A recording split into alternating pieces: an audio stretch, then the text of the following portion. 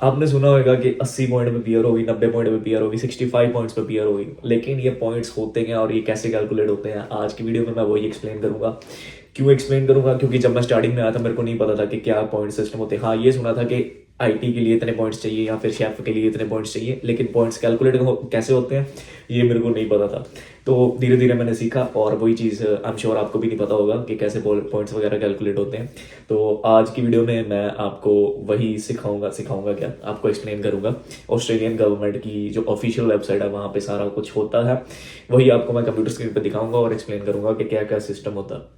तो hi guys, कैसे हैं आप सब? स्वागत है आपका एक और वीडियो में। तो आज की वीडियो शुरू करने से पहले आपसे एक छोटी सी रिक्वेस्ट है कि मेरे चैनल को सब्सक्राइब कर दो और इंस्टा पे मेरे को फॉलो कर लो, क्योंकि अब हम थोड़ा सा शॉर्ट कंटेंट पे भी फोकस कर रहे हैं। अगर आप शॉर्ट कंटेंट देखने में इंटरेस्टेड हो, यहाँ पे भी शॉर्ट्स आएंगी, वहाँ पे भी रील्स आएंगी, तो प्लीज़ वहाँ पे फॉलो कर लो और यहाँ पे सब्सक्राइब कर लो। And let's go to my computer screen. आपको मैं एक्सप्लेन करता हूँ साथ साथ। आ चुका हूँ अपनी कंप्यूटर स्क्रीन पे। सबसे पहले आपने क्या करना है, गूगल पे आपने सीधा सर्च मारना है PR points calculator as you can see. और पहली जो है वेबसाइट वो है ऑस्ट्रेलियन गवर्नमेंट की होम अफेयर्स की वेबसाइट, उनकी अपनी वेबसाइट है। आप ये भी खोल सकते हो, लेकिन मैं अभी फिलहाल ये वाली खोलूंगा क्योंकि इसमें साथ साथ में पॉइंट्स दिखा रहा था तो एक्सप्लेन करना ईजी हो जाएगा। सो बेसिकली इन्होंने सबसे पहले पूछा हो कि वीज़ा सब क्लास कौन सी है। सब क्लास जैसे आप स्टूडेंट वीज़ा पे आते हो, आपकी सब क्लास होती है 500। तो वैसे ही अगर आप पीआर डालते हो, मतलब PR is a type of visa, permanent residency visa होता है वो। और वीज़ा की सब क्लास होती है, जैसे 199 हो गया, 190 हो गया या फिर 491 हो गया। बेसिकली मैं इसकी डिटेल में अभी नहीं जाऊंगा क्योंकि इसके बारे में आप अगर अपने एजेंट से पूछेंगे कि हमको कौन सा डालना चाहिए तो वो आपको बेटर बता पाएगा। मैं अभी इसको एक्सप्लेन नहीं कर रहा हूँ, बट बस आप बेसिकली ये समझ लो कि ये पीआर होती है, ये होती है रीजनल की पीआर और ये होती है नॉर्मल पीआर। आप कहीं पे भी रह सकते हो, कहीं पे भी काम कर सकते हो। इस चीज़ के भी अलग अलग पॉइंट्स होते हैं, कौन सी सब क्लास में आप वीज़ा डाल रहे हो ये भी एजेंट पे डिपेंड करता है। ये अभी मैं फिलहाल जीरो पे रख रहा हूँ, कुछ भी नहीं रख रहा हूँ। तो सबसे पहले आपका फैक्टर कौन सा होता है अगर आपको पीआर अप्लाई करनी है? आपकी एज पे, एज के बेस पे पॉइंट्स मिलते हैं। तो ऐसे कुछ सेक्शंस होंगे। First one is age, second one is मतलब आइल्स में पीटी में कितनी स्कोर है, थर्ड में आपने कौन सी डिग्री मतलब कौन सी आपने बैचलर्स करी है, मास्टर्स करी है, तो आगे आएगा सब कुछ। आपको मैं एक्सप्लेन करता हूँ स्टार्टिंग से। So first one is age. Age का क्या होता है? अगर आपकी 18 से 24 साल एज है, फॉर एग्जाम्पल आप आए हो बैचलर्स करने एंड आप 19 साल में यहाँ पे आ गए हो, तो 22 साल में आपकी बैचलर्स कंप्लीट हो जाएगी। साल में आपका साल का वर्क एक्सपीरियंस हो जाएगा एंड यू मतलब आप अप्लाई करना शुरू करोगे पीआर के लिए, या फिर आप अपनी जॉब में काम कर रहे होगे, आपको नॉमिनेशन आएगी स्टेट, वो भी एजेंट का वो आपको बताएगा। वो मैं इसकी डिटेल में नहीं जाऊँगा नॉमिनेशन का क्या सिस्टम होता है। लेकिन if you are going to apply before 24 तो आपको मिलेंगे 25 पॉइंट, जो कि यहाँ पे साइड में आ रहे हैं, 25 पॉइंट मिलेंगे। अगर आपकी एज 25 है, फॉर एग्जाम्पल आप मास्टर्स के लिए आ रहे हो, तो आपकी मास्टर्स कंप्लीट होती है 27 में, 25 में, जितने भी कंप्लीट होती है, आपका वर्क एक्सपीरियंस बनता है, then you will get 30 points. अगर आपकी 33 साल एज है, अगर आप किसी वर्क वीज़ा पे आए हो या फिर आप लेट आए हो थोड़ा age compare to other students जो बैचलर्स और मास्टर्स करने आए हैं, आप पीएचडी करने आए हो, तो यू गेट 25 पॉइंट्स। एंड अगर आपकी एज ज़्यादा है, मतलब 40 टू 44 है, आपको मिलेंगे 15 पॉइंट। बेसिकली ये सेक्शंस में डिवाइड रहता है, ये एज ग्रुप्स में डिवाइड रहता है कि आपको कितने पॉइंट्स मिलेंगे।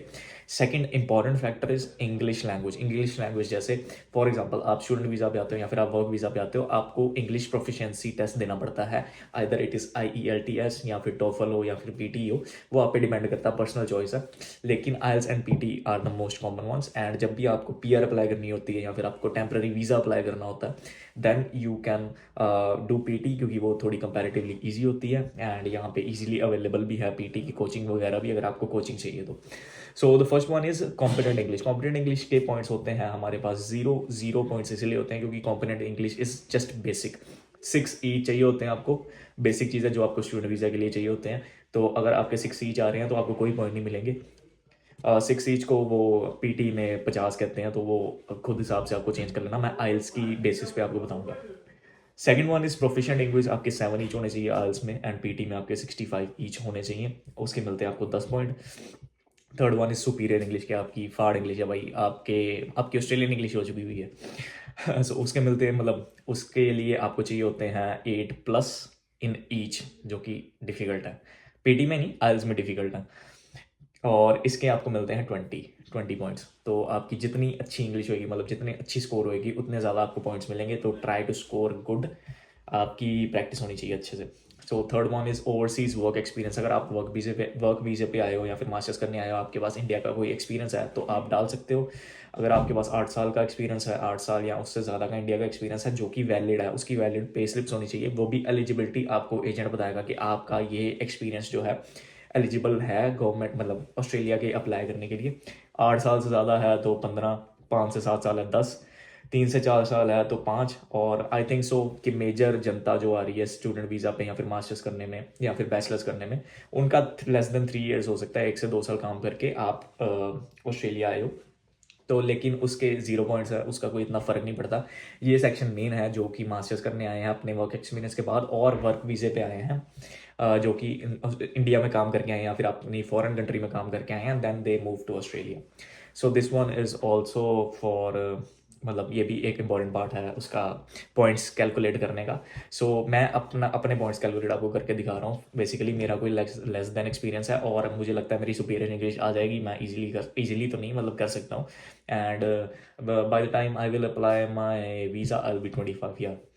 एंड हाँ, next is Australian work experience. So Australian work experience के भी पॉइंट्स होते हैं। अगर आपका लेस देन 1 ईयर है, अगर आपने जस्ट स्टार्ट किया, 6 महीने हुए आपको काम करने में और आपको काली पड़ गई है PR अप्लाई करने की, तो आपको 0 पॉइंट मिलेंगे, कोई पॉइंट नहीं मिलेंगे।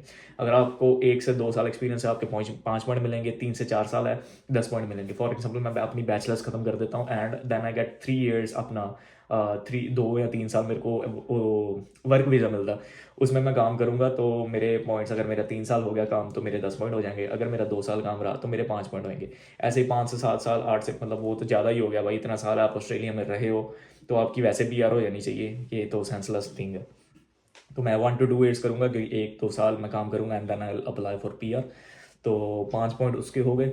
एजुकेशनल क्वालिफिकेशन, आपने ऑस्ट्रेलिया में कौन सी डिग्री की है, कौन से लेवल की डिग्री की है। अगर आपने PhD करी है तो आपको 20 पॉइंट मिलेंगे भाई, PhD के हाईएस्ट हैं। लेकिन अगर आपकी PhD हो तो PhD ऑब्वियसली आपकी थोड़ी ज़्यादा एज में होएगी तो एज के पॉइंट्स कम हो जाएंगे। तो उसको बैलेंस आउट करने के लिए इन्होंने PhD के 20 पॉइंट दिए हुए हैं, मुझे जो लगता है। ये मैं अपना एनालिसिस कर रहा हूँ, मैं कुछ और नहीं बता रहा, ठीक है। अगर आपने PhD करी हुई है तो आपके 20 पॉइंट, अगर आपने बैचलर्स करी हुई है या फिर मास्टर्स करी हुई है तो आपको 15 पॉइंट, एंड अगर आपने डिप्लोमा या ट्रेड कोर्स किया हुआ है तो आपके 10 पॉइंट। और अगर आप वर्क वीज़ा पे आपने कुछ नहीं किया हुआ तो आप ये सेलेक्ट कर सकते हो। तो आपने मतलब कुछ नहीं ऑस्ट्रेलिया में पढ़ा हुआ, आप सीधा काम करने आए हो। सो बेसिकली मेरी बैचलर्स होगी, मैंने मास्टर करने का मेरा कोई प्लान है नहीं। तो बैचलर्स पे मैं 15 पॉइंट मतलब सफिशेंट है।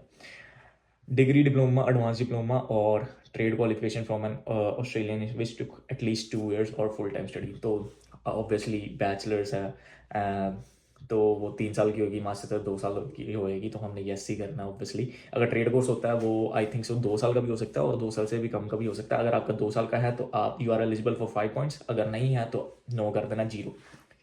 मतलब ये कैलकुलेट करना है, इसमें नो क्या कर देना, वो तो आपकी एजेंट फाइल बनाएगा बाद में। उसके बाद क्वेश्चन आता है कि आपने जो स्टडी की है वो अपने रीजनल से करी है कि नहीं करी। तो रीजनल में स्टडी करने का ये फ़ायदा होता है कि आपको 5 पॉइंट एक्स्ट्रा मिलते हैं। अगर मैं यस कर दूँ यहाँ पे तो मेरे को वहाँ पे 10 पॉइंट हो गए टोटल, मतलब 5 पॉइंट एक्स्ट्रा मिले रीजनल स्टडी के। मैंने रीजनल में नहीं किया, मैंने सिटी से की है, ब्रिस्बेन से की है, तो मुझे 5 पॉइंट एक्स्ट्रा नहीं मिलेंगे। अगर आप किसी रीजनल से करते हो, फॉर एग्जाम्पल आप गोल्ड कोस्ट से करते हो, एडिलेड से करते हो, पर्थ से, मेलबर्न, सिडनी और ब्रिस्बेन छोड़ के आप कहीं से भी एजुकेशन करते हो जिसका पिन कोड, मतलब पिन कोड ही कह लो, जहाँ फिर एरिया कोड जो भी कहते हैं, वो सिटी के आउटसाइड है, तो यू विल गेट 5 पॉइंट्स। और अगर आप यूनिवर्सिटी चूज़ कर रहे हो तो आप मेक श्योर कि आप रीजनल में चूज़ करो ताकि आपको पाँच पॉइंट एक्स्ट्रा मिल जाए। सो ये भी 5 पॉइंट है। स्पेशलिस्ट एजुकेशन आपने कोई की है, स्टेम कोर्सेज कौन से होते हैं, इन्फॉर्मेशन स्टेम होती है, science, technology, engineering and maths होती है आई थिंक स्टेम। तो स्टेम कोर्सेज में अगर आपकी मास्टर्स है या फिर आपकी कोई PhD है तो आपको 5 पॉइंट एक्स्ट्रा मिलेंगे। मेरी नहीं है भाई, मास्टर्स मैंने नहीं किया, बैचलर से सीधा मैं अप्लाई कर रहा हूँ तो मैं नो कर दूंगा। अगर आपकी कुछ है तो आपको 10 पॉइंट एक्स्ट्रा मिलते हैं। फॉर एग्जाम्पल आप, अगर मैं मास्टर्स यहाँ पे इंफॉर्मेशन टेक्नोलॉजी की मास्टर्स कर लेता हूँ तो मेरे को 10 पॉइंट एक्स्ट्रा एलिजिबल है स्पेशलिस्ट एजुकेशन क्वालिफिकेशन के पार्ट में। Accredited community language, next part is accredited community language. ये होता है नाटी का एक एग्जाम होता है। नाटी का क्या होता है, बेसिकली ट्रांसलेशन का एग्जाम होता है। इंग्लिश में आपको कुछ बताया जाएगा और आपको लैंग्वेजेस दी जाएंगी, जैसे पंजाबी होगी, हिंदी होगी, तमिल होगी, तेलुगु होगी। आपकी रीजनल लैंग्वेज में आपको ट्रांसलेशन का कुछ टेस्ट वगैरह देना पड़ता है। मैं पंजाबी में दूंगा या फिर हिंदी में दूंगा, देखूंगा कौन सा दूंगा, जो उनसी मेरे को अच्छी से लिखनी आती होगी तो वो दूंगा अगर आप वो कर ले। मतलब ये ऑलमोस्ट सारे देते हैं, इसके एक्स्ट्रा 5 पॉइंट मिल रहे हैं। अगर आपको 5 पॉइंट फ्री में मिल रहे हैं, एग्जाम दे के मिल रहे हैं, अगर आप इजीली स्कोर कर सकते हो तो आप क्यों नहीं करोगे। तो हमने कर देना यस, हम एग्जाम देंगे, इसके 5 पॉइंट है, अगर आप नहीं दोगे तो उसके 0 पॉइंट है। और पॉइंट्स जितने ज़्यादा हो उतना अच्छा होता है, तो ये करने का फ़ायदा है। तीसरा है, अगर आप मैरिड हो तो पार्टनर क्वालिफिकेशंस हैं। अगर आप मैरिड हो एंड आपके पार्टनर को कोई आइल्स में स्कोर कुछ चाहिए होती, कॉम्पिटेंट इंग्लिश, कॉम्पिटेंट कौन सी इंग्लिश थी, कॉम्पिटेंट थी आई थिंक 6 सीज अपने पार्टनर को चाहिए होते हैं, तो आपको 10 पॉइंट मिलते हैं। अगर आप मैरिड हो तो, या फिर आपका जो पार्टनर है वो किसी वीज़े पे होएगा, या आपको वो बताएगा यार, एजेंट बताएगा, उससे डिटेल में ले लेना, मैं आपको जनरली बता रहा हूँ। अगर आप सिंगल हो तो 10 पॉइंट सीधे मिल जाने आपको। 10 पॉइंट मेरे को मिलेंगे, अब मैं तो सिंगल हूँ फिलहाल। तो और दूसरी बात है, my partner has competent English and my partner is applicant of same. मतलब आपका भी पार्टनर जो है उसकी कॉम्पिटेंट इंग्लिश है, मतलब कि वही 6 ईच हैं, लेकिन वो किसी वीज़ा पे नहीं है आपके साथ, जस्ट डिपेंडेंट वीज़ा पे आया है, तो आपको मिलेंगे 5 पॉइंट। और अगर आपके पास कुछ भी नहीं है, मतलब आपके पार्टनर के पास कोई स्किल नहीं है, या फिर आपके पार्टनर ने कोई आइल्स वगैरह नहीं दी हुई, तो आपको मिलेंगे 0 पॉइंट। तो हम 10 पॉइंट सेलेक्ट करेंगे फिलहाल। सो professional air in Australia. Professional air क्या होता है भाई? प्रोफेशनल एयर होता है बेसिकली आपको जॉब के बारे में इंफॉर्मेशन देते हैं, या फिर जॉब कैसे अप्लाई करनी है, जॉब में एटिकेट्स क्या होने चाहिए। बेसिकली ये पैसे लूटने का तरीका है ऑस्ट्रेलियन गवर्नमेंट का। तो प्रोफेशनल एयर लेकिन हमको करना पड़ेगा, क्योंकि हमें 5 पॉइंट चाहिए। 5 पॉइंट ये प्रोफेशनल एयर किस किस का होता है? इन्फॉर्मेशन टेक्नोलॉजी में होता है, अकाउंटिंग में होता है, मतलब ट्रेड कोर्सेज में नहीं होता। ट्रेड कोर्सेज में डिफरेंट प्रोसेस होता है, different process in the sense वहाँ पे जॉब रेडी प्रोग्राम्स होते हैं, यहाँ पे प्रोफेशनल एयर होता है। तो 5 पॉइंट के लिए खर्चना पड़ेगा भाई, 10,000 का होता है, 10,000 एक्स्ट्रा देने पड़ेंगे। चलो कोई नहीं, अब क्या कर सकते हैं। सो यही कुछ मेन चीज़ें होती हैं। और मेरे पॉइंट्स बने हैं 95 फिलहाल, मतलब फिलहाल 95 बने हैं। एंड बाकी वो अब वीज़े पे डिपेंड करेगा कि मैं कौन सा वीज़ा अप्लाई करता हूँ। अगर मैं ये अप्लाई करता हूँ 100 हो जाता है, अगर मैं ये करता हूँ तो 110 हो जाते हैं।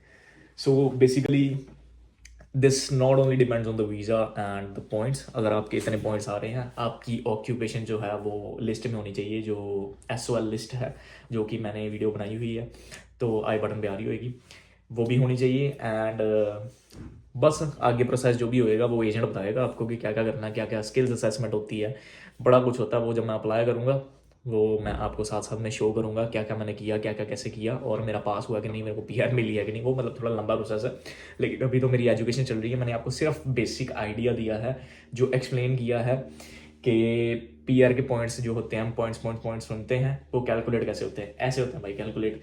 मेरे को नहीं पता था, अगर आपको नहीं पता है तो आपके लिए वीडियो ये मेरे हिसाब से थोड़ी यूज़फुल रही होगी, आपको थोड़ी नॉलेज मिली होगी। लेकिन ये वेबसाइट ही सेल्फ एक्सप्लेनेटरी है, मैंने वीडियो इसलिए बनाई है कि आपको थोड़ी अवेयरनेस हो जाए, आपको पता लग जाए। क्योंकि यूट्यूब पे जाके सर्च करते हैं सारे कि मतलब PR कैसे पॉइंट्स कैलकुलेट होते हैं वगैरह वगैरह। तो if this video help you तो लाइक शेयर एंड सब्सक्राइब कर देना। एंड भाई अभी तक तो यही है फिलहाल, एंड बाद में देखेंगे जो भी मैं प्रोसेस करूँगा आपको मैं सिखाता रहूँगा। And that's all for the video. Thank you guys for watching.